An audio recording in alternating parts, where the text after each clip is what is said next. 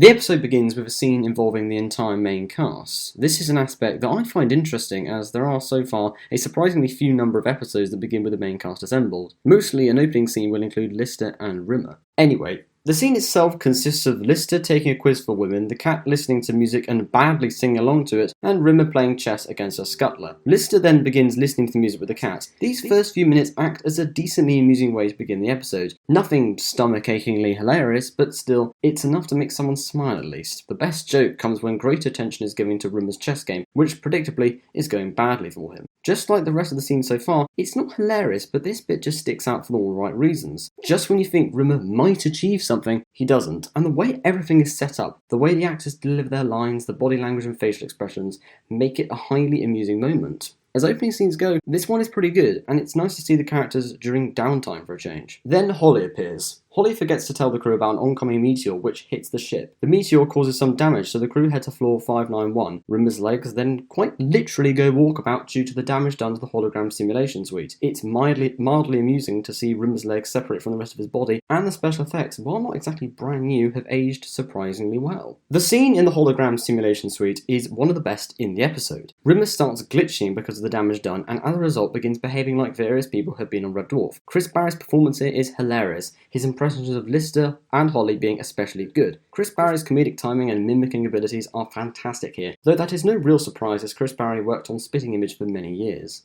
Lister gets blown across the room after Holly incorrectly says which wire to connect to another. It's very funny when Lister gets blown across the room, primarily for the physical comedy rather than any actual whiz. This whole scene in the hologram simulation suite is downright fantastic. The writing is top notch, the performances are brilliant, and the visual and special effects aren't too bad considering the time in which this episode was made. The crew soon begin to lose faith in Holly due to his recent surge in cock-ups. We are then introduced to Queeg, a backup computer to be put into the action in the event that the primary computer, Holly, puts the lives of the crew at risk. Queeg is played by Charles Organs, who is quite possibly the best guest star Red Dwarf has had, not just in this series but in the entire show. His performance is just magnetic and enthralling. Blunt seriousness from Queeg makes for a fantastic juxtaposition to both Holly and the antics that the crew are usually involved with. Holly is retired and becomes the night watchman, and Queeg starts running the ship. Under Queeg's regime, everything appears better. Everything is working properly for one thing. Of course, being a Red Dwarf episode, things are never this simple. Rimmer is woken by his alarm at 6 AM by Queeg. Queeg insists Rimmer gets up. Rimmer and Holly had an understanding whereby the 6 AM alarm was never really triggered and was instead set at, say, 10 AM. Queeg then takes control of Rimmer's body and makes him run all around the ship as it is exercises first, which, in fairness to Queeg, is part of Rimmer's schedule, not that Rimmer ever actually stuck to it. It is certainly an amusing sight to see Rimmer forcibly exercise. They then discover that there is no food and Queeg orders them to work for food. The dialogue between Lister and the cat while they're cleaning the floor is fantastic. It's sharp writing and just fits their characters perfectly.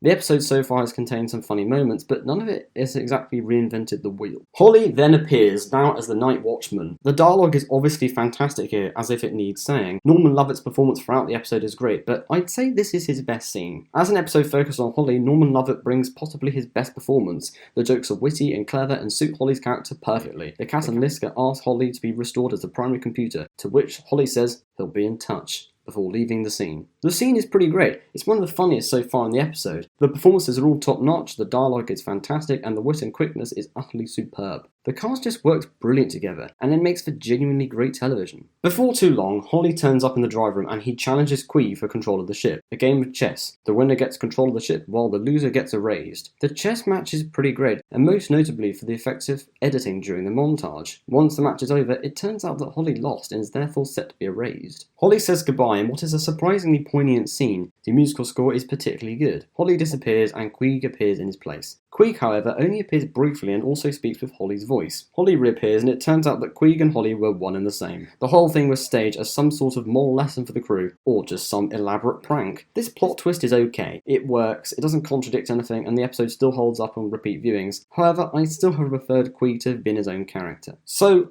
that concludes Queeg. An interesting entry and one of the better episodes of this series, but by no means perfect. It has some issues, some of the scenes feel a little bit sluggish and repetitive, though perhaps that was the point. But every character gets something to do, unlike some episodes where Holly and the cat had very little screen time or impact on the story. The performances this episode were fantastic, and Charles Organs made for a fantastic guest star. As an episode centered on Holly, this episode is rather great. The next episode is Parallel Universe.